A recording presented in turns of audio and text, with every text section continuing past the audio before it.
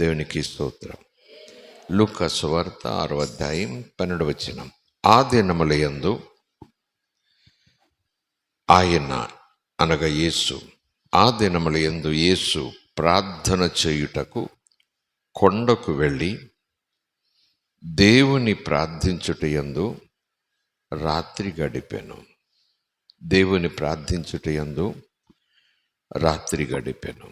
రాత్రిపూట ప్రార్థన, రాత్రిపూట ఆరాధన, రాత్రిపూట దేవునిని స్తుతించుట, రాత్రిపూట దేవుని నామాన్ని ఘనపరచుట, రాత్రిపూట దేవునిని సన్నుతించుట, రాత్రిపూట దేవుని యొక్క వాక్యాన్ని ధ్యానించుట, రాత్రిపూట ఆయన్ని సేవించి ఆయన ప్రజలు నిలుచుండి దేవునిని ఆరాధించుట, రాత్రిపూట దేవుని ప్రజలు దేవునికి కృతజ్ఞతాస్తుతులు చెల్లించుట కొరకు మెలకుగా ఉండుట. దేవునికి స్తోత్రం. ఈ మాటలు మనం చూడబోతున్నాం. మన క్రైస్తవ జీవితాల్లో, విశ్వాస జీవితాల్లో రాత్రి ప్రార్థనకు, రాత్రి ఆరాధనలకు, రాత్రి స్తుతులకు, రాత్రి దేవుని ఘనపరిచే విధి విధానాలకు కొంచెం తక్కువ విలువిస్తూ ఉంటాం. కాస్త తక్కువ సహజంగానే ఎక్కడనే జరిగేదని అనుకుంటాం. కానీ కొన్ని వచనాలు మీతో కలిసి ధ్యానం చేస్తాను. వివరించను, సమయం లేదు కనుక ఒక సెషన్ ఆపాలి కనుక వివరిస్తాను. దేవుడు ఎంత పర్టికులర్గా రాత్రి ప్రార్థన మీద మనసు పెట్టాడు. భక్తులు ఏ రీతిగా రాత్రి ప్రార్థన గురించి వాళ్ళ సాక్ష్యాలు చెప్తున్నారు. అలాగే ప్రవక్తల ద్వారా దేవుడు కూడా రాత్రంతా ప్రార్థించండి, మెలకువగొండి ప్రార్థించండి అని చెప్పిన సందర్భాలు మనం అధ్యయనం చేస్తే రాత్రి ప్రార్థన యొక్క ప్రాముఖ్యత ఉంది, ప్రత్యేకంగా ఉంది. అందులో సందేహం లేదు. దేవుని మనకి స్తోత్రం. ఇప్పుడే ఆరాధించుటకు ముందు, స్తుతించుటకు ముందు నేను మీకు చదివించిన వచ్చిన భాగాలు 134వ కీర్తన 1 నుంచి మనం చదువుకున్నాం. యెహోవా సేవకులారా, యెహోవా మందిరములో రాత్రి నిలుచుండవలసిన వారు నిలుచుండేవార్లారా, నిలుచోవాలి. కళ్ళలో బలినతుంటే ఏమో చెప్పలేం, కానీ కాళ్ళలో పట్టు లేకపోతే ఏమో కానీ నిల్చోవాలి. నిలుచుని ఆరాధన చేయటం కూడా ఆయనకి ఇష్టం. దేవునికి స్తోత్రం. హల్లెలూయా. యాత్ర కీర్తనను రాయబడింది. యెహోవాను సేవించేవారు ఆ దినాల్లో యాజకులు, ఆ దినాల్లో ప్రవక్తలేమో కానీ ఇప్పుడు మళ్ళను క్రీస్తు ద్వారా దేవుడు తనకు యాజకులుగాను, ఇంకలా చేశాడు, రాజులుగాను, యాజక సమూహములుగాను, సేవకులుగాను మనల్ని ఆయన చేసుకున్నాడు. ఆయన ప్రధాన యాజకుడు, మనం ఆయన తోటి యాజకులం, దేవునిని ఆరాధించే వాళ్ళం. దేవునికి స్తోత్రం. సో స్త్రీలారా, పురుషులారా, యవ్వనస్తులారా, వృద్ధులారా, యెహోవాను సేవించే వాళ్ళారా, యెహోవా మందిరంలో, ఇంటి దగ్గర కాదు, యెహోవా మందిరంలో రాత్రి రాత్రి రాత్రి నిలుచుండే వాళ్ళారా, నిలుచుండవలసిన వాళ్ళారా, లేదా నిలుచుండే వాళ్ళారా, మీరందరూ, కొందరు కాదు, మీరందరూ యెహోవాను స్తుతించండి. పగటికి దేవుడు ఆయన, రాత్రికి దేవుడు ఆయన, నిన్నటికి దేవుడు ఆయన, ఈ రోజుకు దేవుడు ఆయన, ఎప్పటికీ దేవుడైనా, నిరంతరం ఉండే దేవుడు ఆయన. దేవునికి స్తోత్రం. నిలుచుని ఏం చేయాలి? స్తుతించండి. మళ్ళీ ఏం చేయాలి? 2వ వచనం, పరిశుద్ధ స్థలము వైపు, పరలోకం వైపు, పరమ సియోను వైపు. దేవునికి స్తోత్రం. పరిశుద్ధ స్థలము వైపు, పరలోకం వైపు, దేవుని సన్నిధి వైపు, దేవుని మందసం ఉండే ఆ చోటు వైపు, ఆ పరమ సియోను వైపు, పరమ యెరూషలేము వైపు మీ చేతులెత్తి నిలుచుండి స్తుతిస్తూ, మీ చేతులెత్తి ఆయన నామమును స్తుతించండి, యెహోవాను సన్నుతించండి. దేవునికి స్తోత్రం. ఆయన నామమును, ఆయన కార్యములను, ఆయన బలమును, ఆయన పరిశుద్ధతను, ఆయన త్యాగాన్ని, ఆయన దయను, ఆయన జాలిని పోషించి ఆయన మనస్సును కాపాడే ఆయన మనస్సును సన్నుతించండి, స్తుతించండి, పొగడండి, ఘనపరచండి, పూజించండి.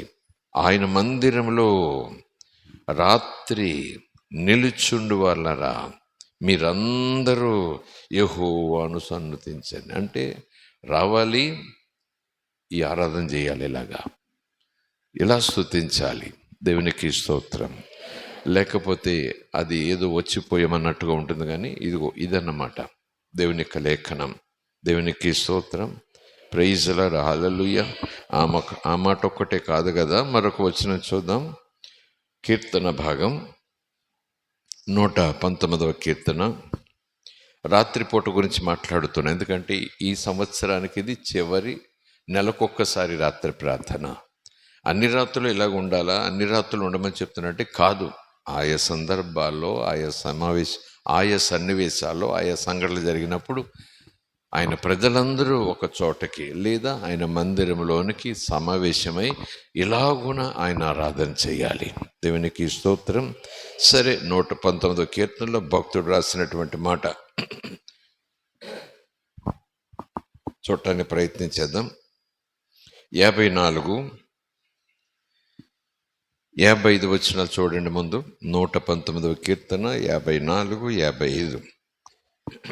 యాత్రికుడనై నేను నా బసలో పాటలు పాడుటకు నీ కట్టడలు హేతువులాయెను.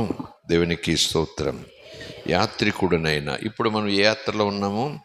విశ్వాసపు యాత్ర, ఆధ్యాత్మిక యాత్ర, ఆత్మీయ యాత్రలో ఉన్నాము. బస అంటే 134వ కీర్తన ప్రకారము ఆయన మందిరం, నేను దాగు చోటు, నా ఆశ్రయం, ఆయన సన్నిధి దొరికే చోటు, నాకు నెమ్మది దేవుడు ప్రత్యేకంగా అనుగ్రహించే చోటు. నేను నా బసలో లేదా నేను విశ్రాంతి తీసుకుని నా లోగిలిలో పాటలు పాడుటకు ఏది కారణమైంది? లాటరీలో టికెట్ వచ్చిందా? కోట్లు కలిసి వచ్చాయా? లేకపోతే పంటలు కలిసి వచ్చాయా? అకస్మాత్తుగా ఏదో గొప్ప సంగతి సల్మాన్ వచ్చి పడిందా? అందుకోసం నేను ఇలా పాటలు పాడుతున్నానా? వీధిలో ఇరుగు పొరుగు నా ఇంటి ముందుకు వచ్చి ఏంటబ్బా ఇంత సంతోషంగా ఉన్నాడు ఇతడు అని అనుకుంటున్నారా? ఏంటి కారణం? బహుశా పాటలు పాడటానికి గల కారణం అలాంటి సంతోషకరమైన సమయంలో. కానీ ఇక్కడ భక్తుడు అంటున్నాడు, నీ ఆజ్ఞలు, నీ ఆదేశాలు, నీ నడిపింపు, నీ ఆజ్ఞలు అవి తలుచుకుంటుంటేనే నాకు నీకు స్తుతులు చెప్పాలనిపిస్తూ ఉంది. ఎంతో ఆనందంగా ఉంది. అందుకే కదా కీర్తనకాడు మొదటి కీర్తన అంటాడు, ఆయన ధర్మశాస్త్రం ఎందు ఆనందించాలి, ఆయన కట్టడలు ఎందు ఆనందించాలి, ఆయన అవునంటే అవునంటూ ఆనందించాలి, ఆయన కాదంటే కాదంటూ ఆనందించాలి, ఆయన ఆదేశాలను పాటిస్తూ ఆనందించాలి. ఇదేం బ్రతుకురా బాబు, ఇదేం విశ్వాసం, సరదా లేదు, ఒక సంపద లేదు, ఒక అందం లేదు, ఒక అది లేదు, ఇది లేదు, ఏంటో ఏసుతోటి ఇలాగ ఈ మతంలో అంటూ నీరసంగా ఉండేవాళ్ళు ఉంటారు విశ్వాసులు. ఆయన కట్టడలింద ఆనందించాలి, ఆయన ఆదేశములింద ఆనందించాలి. దేవుని మనకి స్తోత్రం. యాత్రికుడనైనా నేను నా బస్సులో పాటలు పాడుటకు నీ కట్టడలు హేతువులైను. రాత్రి అనే మాట వచ్చింది కనుక చూడండి. యెహోవా, రాత్రివేళ నీ నామమును స్మరణ చేయుచున్నాను. ఎందుకు ఈ మాటలు చదువుతున్నానంటే లేఖనాల్లో ఉన్నాయి, భక్తులు చెప్తున్నారు, కొంతమంది సామాన్యమైన విశ్వాసులు కూడా అక్కడ వాక్యాలు రాస్తున్నారు, తండ్రి అయిన దేవుడు కూడా ఆ మాటలు అక్కడ వ్రాయిస్తున్నారు. అని అంటే విశ్వాస జీవితాల్లో మందిరంలోనా ఇంట్లోనా ఈ అనుభవాలు ఎప్పుడైనా మనం రక్షణ పొందాక ఈ అనుభవాల్లోకి వచ్చాము. మనం రాత్రిపూట ఎప్పుడైనా స్మరించుకుంటూ ఉన్నామా?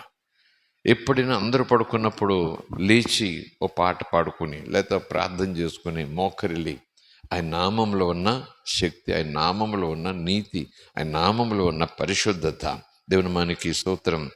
ఆయన నామం, యేసు నామం, పరిశుద్ధ నామం, శక్తిగల నామం, విడుదలిచ్చే నామం, స్వస్థపరిచే నామం, రక్షించే నామం, కాపాడే నామం, మహిమలోనికి చేర్చే నామం, మన కొరకు మరలా వచ్చే యేసు నామం.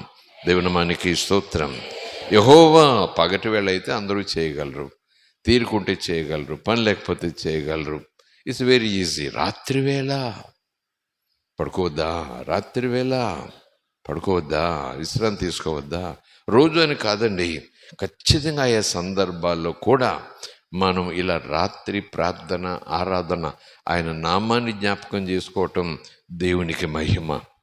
ఇందాక చెప్పినట్టుగా పగటికి దేవుడైన, రాత్రికి దేవుడైన యెహోవా, రాత్రివేళ నీ నామమును జ్ఞాపకం చేసుకుంటున్నా, జపిస్తున్నా, స్మరిస్తున్నా, నోటితో పలుకుతున్నా ఎంత గొప్ప నామమయ్యి, ఈ నామంలో నాకు రక్షణ వచ్చింది, ఈ నామంలో స్వస్థత వచ్చింది, ఈ నామంలో నా బ్రతుకు బాగైంది, ఈ నామం నీ నామం నాకు దొరుకుండకపోతే నేను ఏమైపోయేవాడినో దేవా, ఈరోజు నేను ఎంత పిచ్చోడిని అయిపోయేవాడినో, ఎక్కడ చచ్చిపోయి ఉండేవాడినో, ఈ రోజు నీ నామం, నీ శక్తి, నీ ప్రేమ నన్ను నిలబెట్టింది, నిన్ను స్మరించుకోకుండా ఉండలేను. ఎప్పుడైనా రాత్రంతా కనీసం ఒక జాము 3 గంటలు, ఒక జాము అంటే రాత్రి 4 జాములు, పగలు 4 జాములు, రాత్రి కనీసం ఒక్క జాము, రాత్రి మొదటి జాము అంటే 6 to 9, రెండవ జాము 9 to 12, మూడవ జాము 12 to 3, నాలుగవ జాము తెల్లవారుజామున 3 నుంచి 4. ఎప్పుడైనా ఎనీ టైం స్తుతించామా, ఘనపరిచామా, ఏదో జరిగితేనే కాదు, ఆయన నామాన్ని బట్టి కృతజ్ఞత. దేవునికి స్తోత్రం. ఈ అనుభవం మనం పొందుకోవాలి, ఈ అనుభవాలకు అలవాట్లకు మనం రావాలి. రోజు కాదు. ఇంట్లో వాళ్ళు కేకలేస్తారండి, మమ్మల్ని పడుకునేవంటారండి. ఇంట్లో వాళ్ళు లేనప్పుడు చేయొచ్చుగా ఇంట్లో వాళ్ళు లేనప్పుడు చేయొచ్చు కదా, వాళ్ళకి అభ్యంతరం లేకుండా చేయొచ్చు కదా. అయినా రాత్రి వేళ ఆయనతో మనకు పని అన్నట్టుగా మనం ఉండకూడదు. దేవునికి స్తోత్రం. ప్రైజ్ అలారా, హల్లెలూయా. దేవునికి స్తోత్రం. ఇంకా మరొక మాట చూడాలనుకుంటే ఎక్కడంటే 62వ వచనం నుంచి చూద్దాం. న్యాయమైన నీ విధులను బట్టి 119:62 న్యాయమైన నీ విధులను బట్టి నీకు కృతజ్ఞతాస్తుతులు చెల్లించుటకు 100వ కీర్తనలు ఏమని చెప్పండి? కృతజ్ఞతాస్తుతులు చెల్లిస్తూ ఆయన ఆవరణలోనికి ప్రవేశించండి, ఆయన మేపు గొర్రెలము, ఆయన ప్రజలము ఉంది కదా. అంటే ఆరాధన రోజు, చర్చ్ ఉండే రోజు, మందిరానికి వచ్చే రోజు పగలు అనుకుంటాం. కానీ ఈ భక్తుని హృదయం ఎంత కృతజ్ఞతతో నిండిపోతూ ఉందంటే, న్యాయమైన నీ విధులను బట్టి నీకు కృతజ్ఞతాస్తుతులు చెల్లించుటకు అర్ధరాత్రి వేళ, వేకువజామున అనే మాట చూస్తాం, అర్ధరాత్రి వేళ అనే మాట కూడా మనం చూస్తాం. అర్ధరాత్రి వేళ నేను మేల్కొంటా, అలారం పెట్టుకునైనా మేల్కొంటా. ప్రైజ్ ది లార్డ్, హల్లెలూయా. అర్ధరాత్రి వేళ నేను మేల్కొనేవాడను. దేవునికి స్తోత్రం. దేనికోసం చెప్పండి? దేనికోసం అర్ధరాత్రి? నీకు కృతజ్ఞతాస్తుతులు, నువ్వు చేసిన మేలులను బట్టి. ఏ మేలులు అంటే మన అవసరాలు తీర్చిన మేలులు అనుకోండి, అవన్నీ ముందు పక్క పెట్టండి.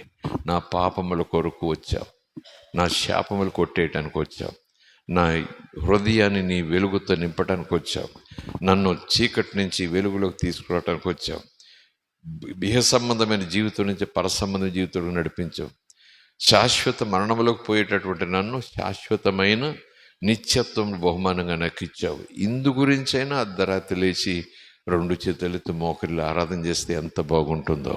నేను నమ్ముతున్నాను, దైవ దర్శనం జరుగుతుంది, దేవుని సాక్షాత్కారం దొరుకుతుంది.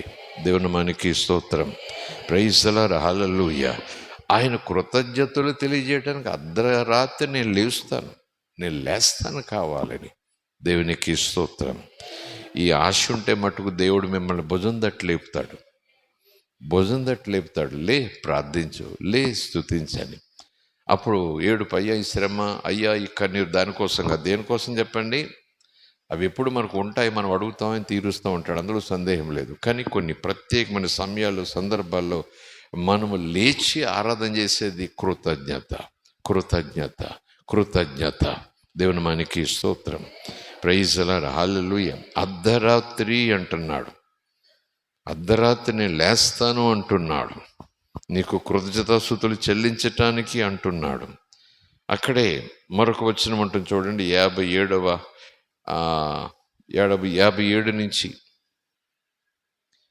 61. యెహోవా నీవే నా భాగము, నీ వాక్యములను అనుసరించి నడుచుకుందనని నేను నిశ్చయించుకున్నాను. కటాక్షముంచమని నా పూర్ణ హృదయంతో నిన్ను బ్రతిమలాడుకొనుచున్నాను.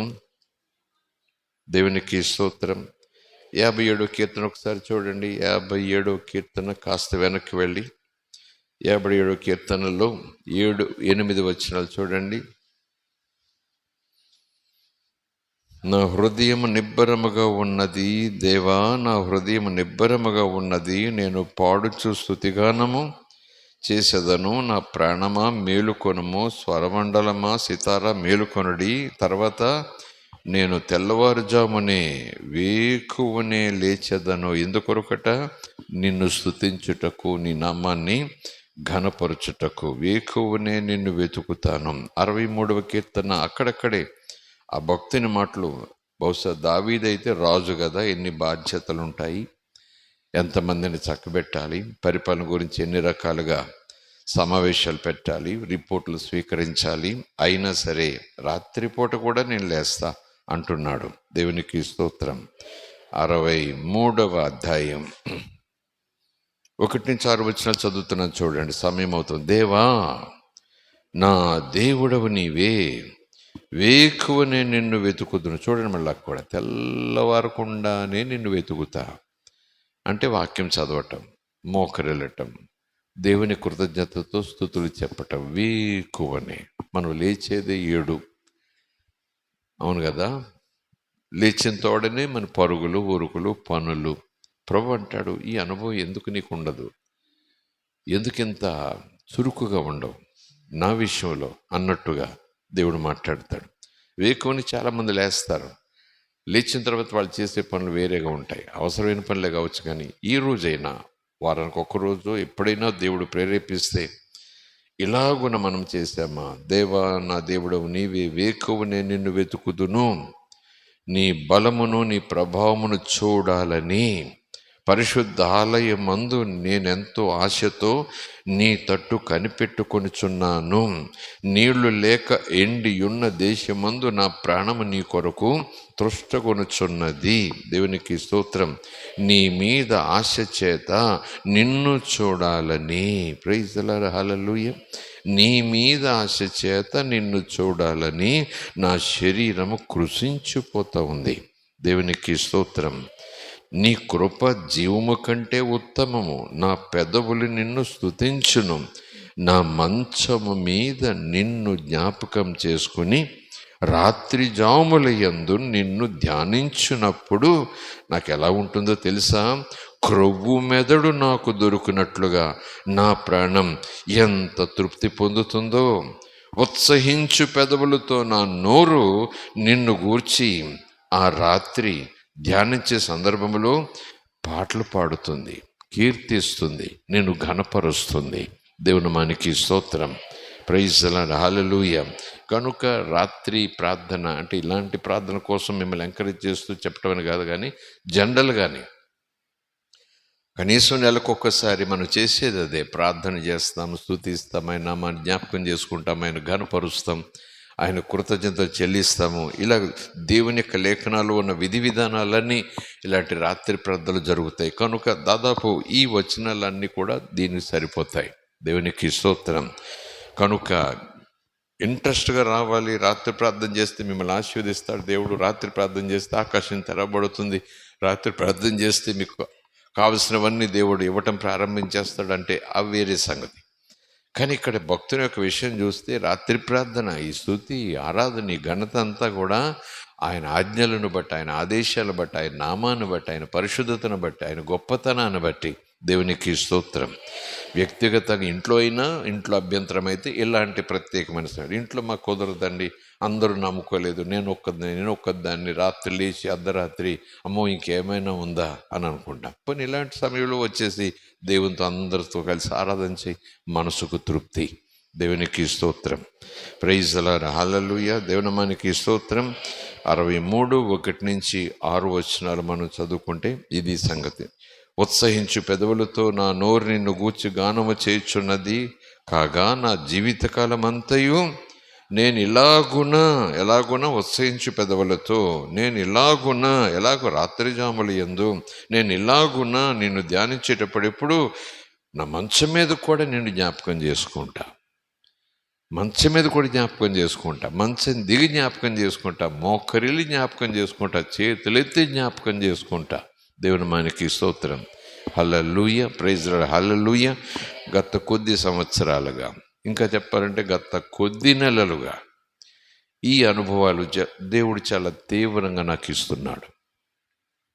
నా ఆశను అనుకోను, లేదా నాకు ఆ స్తోమత ఉంది, నాది స్పెషల్ అనుకోను, కానీ దేవుడు అది అభ్యాసంగా మార్చేశాడు. చటాలను మెలకు వస్తుంది, మెలకు వచ్చిందని నిద్ర పట్టలేదని అనుకుంటాను, 5 నిమిషాలు అలాగా ఆలోచన చేస్తాను, వెంటనే మనసుకు అనిపిస్తుంది అలాగ ఆలోచన చేసి కూర్చుంటే నాకేం ప్రయోజనం అంటూ వెంటనే మంచం దిగి మోకరిల్లి చేతులెత్తి పరిశుద్ధుడా స్తోత్రాలు, ఘనుడా స్తోత్రాలు, గొప్పవాడా స్తోత్రాలు, మహిమగల దేవా స్తోత్రాలు, కాపాడువాడ స్తోత్రాలు, భయంకరుడ స్తోత్రాలు, రోషం కలిగిన వాడ స్తోత్రాలు, సంరక్షించేవాడ స్తోత్రాలు, నీలాంటి దేవుడు లేడయ్యా, నీలాంటి మంచివాడు లేడయ్యా. అలాగా గంటన్నర. ఆ తర్వాత మళ్ళీ కాస్త అలసట వచ్చేటప్పుడు మళ్ళీ పడుకుంటా. బహుశా దేవునికి ఇష్టమైన ప్రత్యేక అభ్యాసం అనుకుంటా ఇది. దేవునికి స్తోత్రం, ప్రైజ్ ది లార్డ్, హల్లెలూయా. అలాగూ అర్ధరాత్రి అకస్మాత్తుగా అలా లేచి ఆరాధన చేసిన అనేక సందర్భాల్లో ఆయా సమయాల్లో ఆయా రీతులు బట్టి కాస్త బడలికలు వచ్చాయి నాకు, చిన్న అస్వస్థతలు వచ్చాయి నాకు, ప్రత్యేకమైన టెస్టుల కోసం హాస్పిటల్స్కి వెళ్ళాల్సి వచ్చింది, డాక్టర్స్ని కలవాల్సి వచ్చింది. వాళ్ళేదో ఔషధం ఇచ్చేవారు, అవి తీసుకునేవాడిని. కానీ ఈ ప్రత్యేకమైన ఇలాగున దేవుడు తట్టి లేపినప్పుడు సమయం వృధా చేయకుండా మోకరిల్లి కేవలం స్తుతి, యెహోవా పరిశుద్ధుడు పరిశుద్ధుడు పరిశుద్ధుడు. అదే కదా పైన జరిగేది. ఆ దూతలతో కలిసి నేను కింద అంటున్నాను, పరిశుద్ధుడు పరిశుద్ధుడు, నీ కృప నిరంతరము ఉండునుగాక, నీకే మహిమ, నీకే ఘనత, నీకే ప్రభావము, పరిశుద్ధుడవయ్యా పరిశుద్ధుడవయ్యా, మహాదేవుడవయ్యా, గొప్పవాడవయ్యా, పరిశుద్ధుడవయ్యా. అలా గంటన్నర అనేక సార్లు ఆశ్చర్యకరంగా స్వస్థత పొందాను, అనేక సార్లు బలం పొందాను, అనేక సార్లు ధైర్యం పొందాను. కార్యాలు ఒక్కటొక్కటిగా దేవుడు జరిగించేస్తున్నాడు. దేవునికి స్తోత్రం, ప్రైజ్ ది లార్డ్, హల్లెలూయా. కనుక సమయం దొరికితే చాలు, ముఖ్యంగా రాత్రి సమయం ఎప్పుడైనా మెలకు వస్తే మటుకు చటాలను మోకలు చేతులు ఎత్తండి, సంథింగ్ విల్ హ్యాపెన్. దేవునికి స్తోత్రం, హల్లెలూయా, ప్రైజ్ ది లార్డ్, హల్లెలూయా. దేవుని మానికి స్తోత్రం. Oh my God. కీర్తన భాగం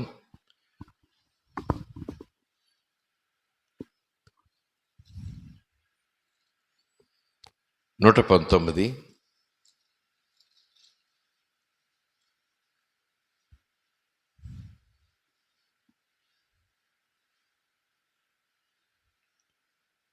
నూట 45 నుంచి చూద్దాము. 147, 148 మీద మనసు పెడదాము. 119 కీర్తన. యెహోవా, హృదయపూర్వకముగా నేను మొర్రపెట్టుచున్నాను, నా మనసు ఎక్కడో లేదు, హృదయపూర్వకంగా నేను మొరపెడుతున్నాను. నీ కట్టడలను నేను గైకొన్నట్లు నాకు సమాధానమివ్వు. నేను నీకు మొర్రపెట్టుచున్నాను, నీ శాస్త్రముల చొప్పున నేను నడుచుకున్నట్లు నాకు రక్షింపుము. 147, 148 రాత్రి గురించి మాట్లాడుకుంటున్నాం కదా, అదనమాట నా ఆశ. తెల్లవారకమునుపే నేను మొర్రపెడుతున్నాను, అంటే వేకువజామునే లేచి నీ ముఖ కాంతి కొరకు ఎదురు చూస్తున్నాను.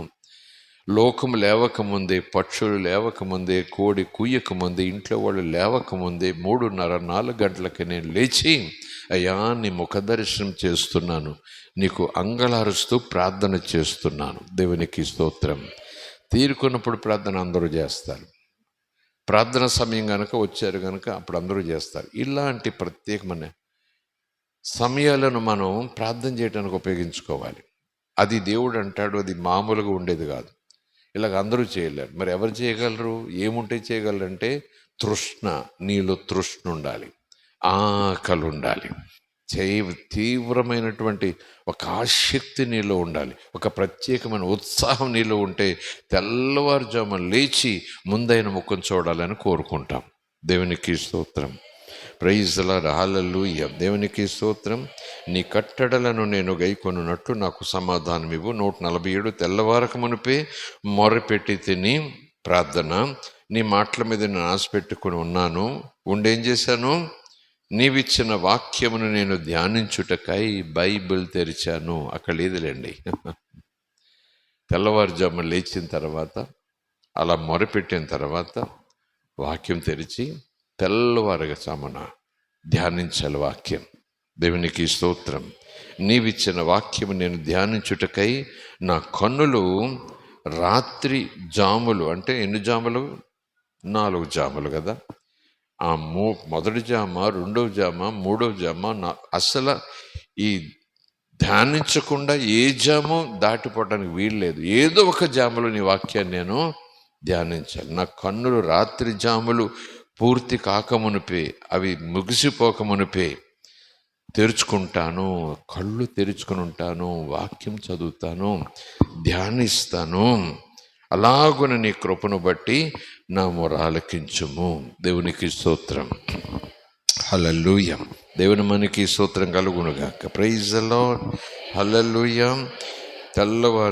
తెల్లవారక మునిపే, చూడండి, తెల్లవారక మునిపే ఈ రాత్రి ప్రభు నిన్ను నన్ను ఒకసారి భుజం తట్టి తెల్లవారక మునిపే, ఇలాగ ఇప్పుడు చేసావా, చేస్తున్నావా, ఇలాంటి ఆశ నీలో ఉందా? 3 గంటలకు మెలకు వచ్చినప్పుడు, 4 గంటలకు మెలకు వచ్చినప్పుడు నాతో మాట్లాడాలని ఆశ నీకు వస్తూ ఉందా?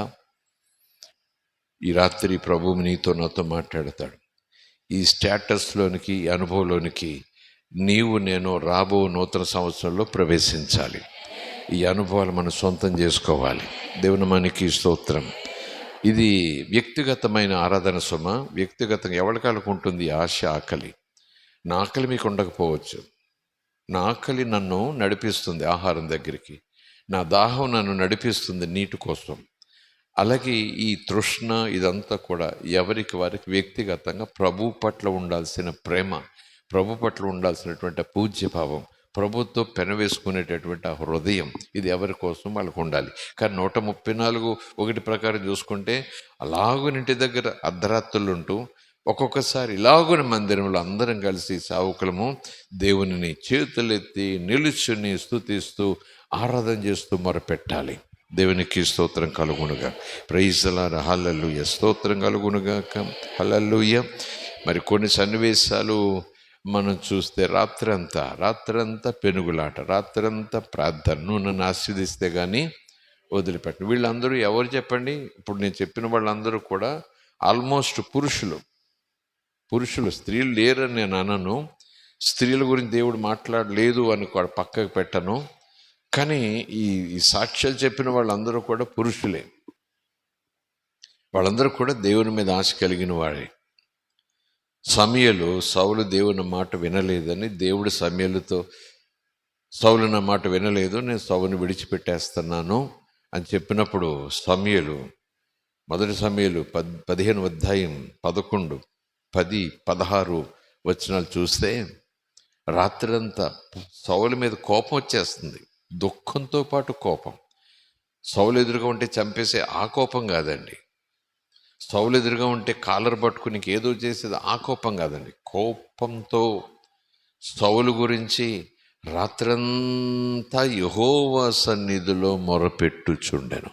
రాత్రంతా. దేవుని మనకి స్తోత్రం.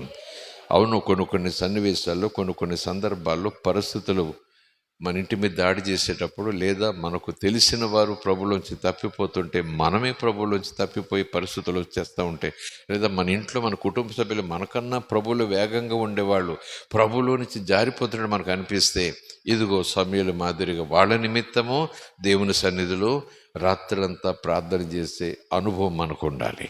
దేవునికి స్తోత్రం. పొడి ప్రార్థన కుదరదు. నిమిషం ప్రార్థన వింటాడు.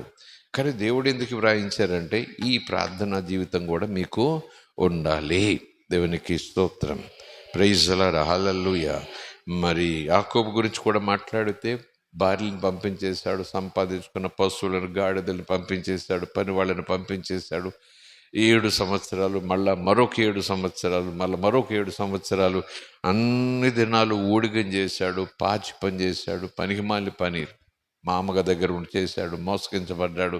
చివరికి ఒప్పందంతో వెళ్ళిపోతున్నాడు. అమ్మ దగ్గరికి వెళ్ళిపోతాను, మా పితృల దగ్గరికి వెళ్ళిపోతాను బయలుదేరాడు. కానీ అన్న జ్ఞాపకం వచ్చాడు. కోపం తగ్గిందో లేదో, శత్రువుగా నా మీద దాడి చేస్తాడు ఏమో అన్ని రకాల ఆలోచనలు. వాళ్ళందరినీ ఎబ్బొకరు దాటించేసి తాను యువతల ఒడ్డున ఉండిపోయి వాక్యం ఉంది, పడుకోలేదు, బెంగతో లేడు, భయపడిపోతలేడు. రాత్రంతా మెలకుగా ఉండాడు.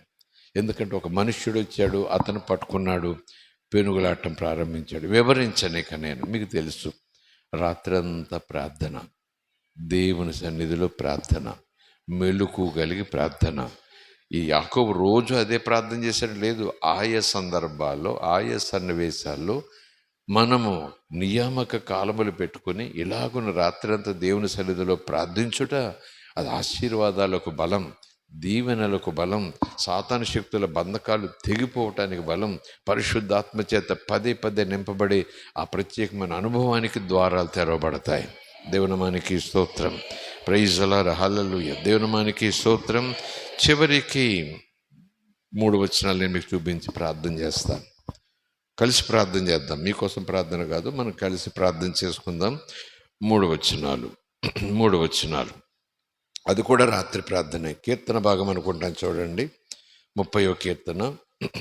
అంటే రాత్రి ప్రార్థన మీద మనం మనసు పెట్టడానికి, రాత్రి ప్రార్థన నిర్లక్ష్యం చేయకుండా, అంటే ఆల్ నైట్ ప్రేయర్ అని కాదు, ఇంట్లో అయినా సరే ఖచ్చితంగా ఆయా సందర్భాల్లో మనం రాత్రులు మెలకుగా ఉండి ప్రార్థన చేయటం మనకు చాలా మంచిది.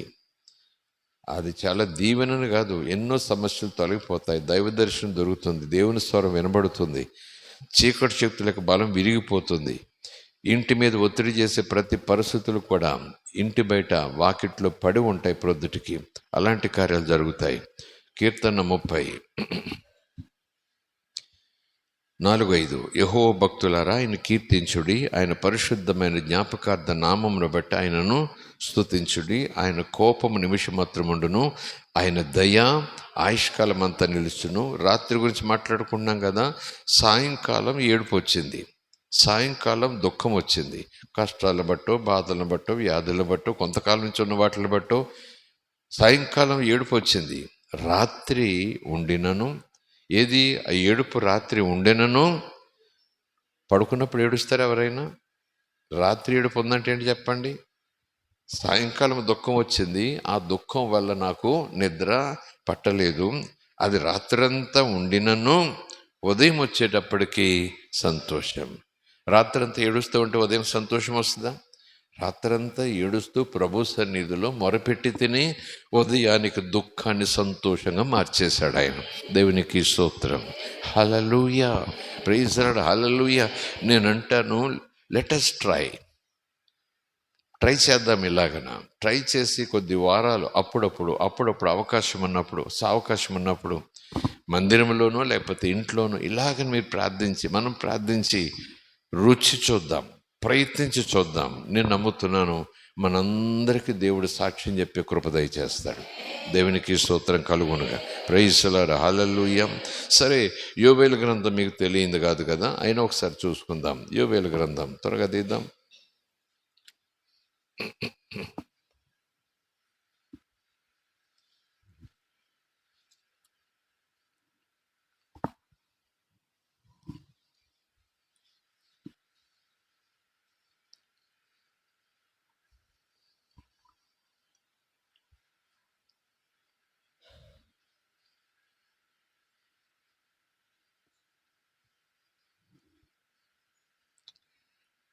నుంచి 1వ అధ్యాయం. భూమి మీద పైరు చెడిపోయిన గోధుమ కర్రలను యవల కర్రలను చూచి సేద్యగాండ్లలారా సిగ్గునొందుడి, ద్రాక్ష తోట కాపర్లారా రోదన చెయ్యుడి. ద్రాక్ష చెట్లు చెడిపోయాయి, అంజురపు చెట్లు వాడిపోయాయి, దానిమ్మ చెట్లు, ఈత చెట్లు, జల్దర చెట్లు, తోట చెట్లు అన్నీ వాడిపోయాయి, నరులకు సంతోషం ఏమీ లేకుండా పోయింది.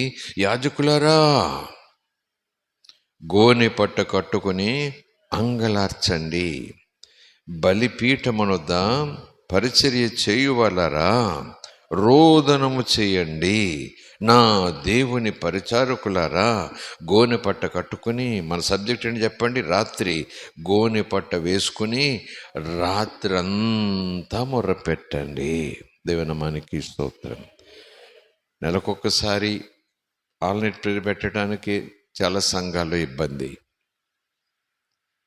రారు కదా అని వీళ్ళు సేవకులకి అసలు ప్రయత్నం చేయాలి. ఏముందని 2-3 వస్తున్నారు, ఏం చేస్తామండి అంటుంటారు.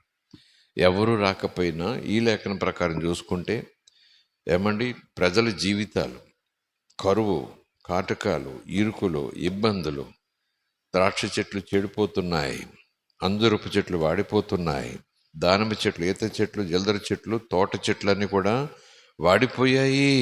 నీకు నిద్ర ఎలా పట్టిందయ్యా? యాజకుడా అంటే విశ్వాసులు గుంపులతో సమానం. విశ్వాసుల స్థాయి స్థితి కావచ్చు, బాగా ఉండాల్సిన వాళ్ళు, సంతోషంగా ఉండాల్సిన విశ్వాసులు, ఆరోగ్యంగా ఉండాల్సిన విశ్వాసులు, ప్రభువులు ఆనందంగా ఉండాల్సిన విశ్వాసులు, ప్రజలు, ఇరుగు పొరుగు దేశములు ఇలాంటి స్థితులు వస్తూ ఉంటే ఎలా నిద్ర పట్టింది నీకు? ఎందుకు నిద్రపోగలుగుతున్నావు?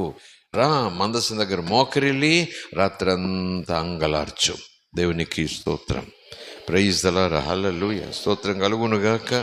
ఇప్పుడైనను మీరు ఉపవాసం ఉండి కన్నీరు విడిచుచు దుఃఖించుచు మనఃపూర్తిగా తిరిగి నా యొద్దకు రండి. Praise the Lord. హల్లెలూయా. అదే కదా చదువుకున్నాం, గోనె పట్టు వేసుకుని రాత్రంతా గడపండి. నైవేద్యం పానార్పణ మీ దేవుని మందిరం రాకుండా నిలిచిపోయింది. ఉపవాస దినం ప్రతిష్ఠించండి, ప్రతిదినం ఏర్పరచండి. ఎందుకోసం? యెహోవాను బ్రతిమలాడుకొనుటకై. దేవుని మనకి స్తోత్రం. ఏమండి, మన ఆధ్యాత్మిక జీవితంలో దిగజారిపోతున్న విధానం ఉంది. ప్రార్థనలో దిగజారిపోతున్నాం, విశ్వాసంలో దిగజారిపోతున్నాం, ఆరాధనలో దిగజారిపోతున్నాం, ప్రభు పట్ల ఆకల్లో దిగజారిపోతున్నాం. ప్రభు మన అంచెలంచెలుగా ఎదిగించేస్తూ ఉన్నత స్థాయికి తీసుకెళ్ళిపోతున్నాడు. మనం ప్రభు పట్ల కలిగి ఉండే ఆకలి విషయంలో దిగజారిపోతున్నాం. ఏమనిపించటం లేదా? ఎలా నిద్రపోగలుగుతున్నాం? ఎలా ప్రార్థన చేయకుండా ఉండగలుగుతున్నాం? ఎలాగ వాక్యం ధ్యానం చేయకుండా ఉండగలుగుతున్నాం? ఎలాగ ఆరాధించకుండా ఉండగలుగుతున్నాం? అందుకే ప్రభు అంటాడు, పురుషులు, ముఖ్యంగా పురుషులు మరి చెప్తారు, ప్రార్థించండి, దేవుని మందసం ముందు ప్రార్థించండి, రోధించండి, అంగలార్చండి. దేవుని మనకి స్తోత్రం. అంటే నేను బాగుండొచ్చు, నా ఇరుగు పొరుగు బాగోపోతే, దేశం బాగోపోతే, జిల్లా బాగోపోతే, ప్రజలు నాశనం అయిపోతుంటే వాళ్ళ కోసం అంగలార్చాలి. ఆ బాధ్యత మనకు పెట్టాడు దేవుడు. ఆ బాధ్యత యేసు పై నుండి తీసుకున్నాడు. మనలో పరిశుద్ధాత్మను పెట్టి మన ద్వారా పరిశుద్ధాత్ముడు ఆ ప్రార్థన చేయిస్తాడు. దేవునికి స్తోత్రం. Praise the Lord. హల్లెలూయా. దేవునికి స్తోత్రం కలుగునుగాక. 17వ వచనం చూడండి, 2వ అధ్యాయం. యెహోవాకు పరిచర్య చేయు యాజకులు మంటపమునకును బలిపీఠమునకు మధ్య నిలవబడి కన్నీరు విడుచుచు వేడుకోవాలి. యెహోవా, నీ జనుల ఎడల జాలి చేసుకుని అన్ని జనులు వారి మీద ప్రభుత్వం చేయనట్లు వారిని అవమానములకు అప్పగింపకము. లేని ఎడల అన్ని జనులు వారి దేవుడు ఏమైపోయాడని అవమానపరుస్తారు, గేలి చేస్తారు, హేళన చేస్తారు, వెలివేస్తారు కదా అని వేడుకొనవలెను. కన్నీరు విడుచుచు దుఃఖించుచు మంటపమునకును బలిపీఠమునకు మధ్య నిలబడి. ఎవరు? యెహోవాకు పరిచర్య చేయు యాజకులు అంగలార్చాలి, అంగలార్చాలి. దేవుని మనకి స్తోత్రం. Praise the Lord. హల్లెలూయా. ఇక విలాప వాక్యాలు ఆ వచనం చూసుకొని మనం ప్రార్థన చేసుకుందాం. విలాప వాక్యాలు బైబిల్లో ఎక్కడుందని అడగండి. 2వ అధ్యాయం.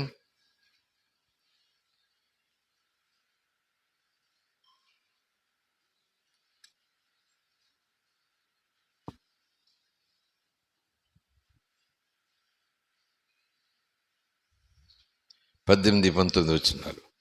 జనులు హృదయపూర్వకముగా యెహోవాకు మొర్రపెట్టుదురు. సియోను కుమారి ప్రకారమా, నదీ ప్రవాహం వలె దివారాత్రము కన్నీరు పారనిమ్ము. రాత్రి కూడా ఉంది అక్కడ. దివారాత్రము కన్నీరు పారనిమ్ము, విరామము కలగనీయకము, నీ కంటి పాపను విశ్రమింపనీయకము. నీవు లేచి రేయి మొదటి జామున, అంటే సాయంకాలం 6 to 9 అన్నట్టు అనుకోండి, నీవు లేచి రేయి మొదటి జామున మొర్రపెట్టుము. నీళ్లు కొమ్మరించినట్లు ప్రభు సన్నిధిని నీ హృదయమును కొమ్మరించుము. ఎందుకు కొమ్మరించాలి? నీ పసిపిల్లల ప్రాణం కొరకు, నీ పిల్లల ప్రాణం కొరకు నీ చేతులను ఆయన తట్టు ఎత్తుము. దేవుని మనకి స్తోత్రం. ప్రతి వీధి మొగను ఆకలుగొని నీ పిల్లలు మూర్ఛిల్లుచున్నారు. వాక్యం తెలియక, సత్యం తెలియక, పరిశుద్ధత తెలియక సాతాను యొక్క బంధకాల్లో పడి, ఆకర్షణలో పడి వీధుల్లో మూలుగుతున్నారు, మూర్ఛిల్లిపోతున్నారు, సొమ్మసిల్లిపోతున్నారు, మత్తిల్లిపోతున్నారు. నీ పిల్లల ప్రాణం కొరకు, నీ పిల్లల నిత్యజీవం కొరకు నీ చేతులను ఆయన తట్టు ఎత్తుము. నీ కంటి పాపను విశ్రమింపనీయకము. దేవునికి స్తోత్రం. దినము రాత్రి కన్నీరు కారనిము, విరామము కలగనీయకము. దేవునికి స్తోత్రం. అయ్యా దీవించు, కాపాడు మా అబ్బాయిలాగా దేవుడు వింటాడు. కానీ చాలా సంఘాల్లో తల్లులు కానీ తండ్రులు కానీ ఆ చిన్న అభ్యంతరాలను బట్టి చిన్న ప్రార్థన, ఏదో 2 నిమిషాల ప్రార్థన కాదు. తీవ్రంగా ప్రార్థించాలి. చాలా తీవ్రంగా ప్రార్థించాలి. చాలా చాలా తీవ్రంగా ప్రార్థించాలి. దేవుడు మాత్రం కార్యం చేస్తాడు. దేవుని మనకి స్తోత్రం. మారటం లేదండి, మారటం లేదండి, మారటం లేదండి, ప్రార్థన చేయండి, మారటం లేదండి చెప్పడం బాగానే ఉంటుంది. మారటం లేదు కనుక చెప్తున్నారు. కానీ నేనెంత ప్రార్థన చేస్తున్నా, ఇలాంటి ప్రార్థన ఒక్క పూటైనా, ఇలాంటి ప్రార్థన రాత్రి మోకరిలు, అయ్యా నా బిడ్డ, నా బిడ్డ, నా బిడ్డ రక్షించు, నా బిడ్డ కాపాడు, దర్శించు, గంటన్నర ప్రార్థించే దినాలివి, స్తుతించే దినాలివి. రోజు అలా చేయలేం.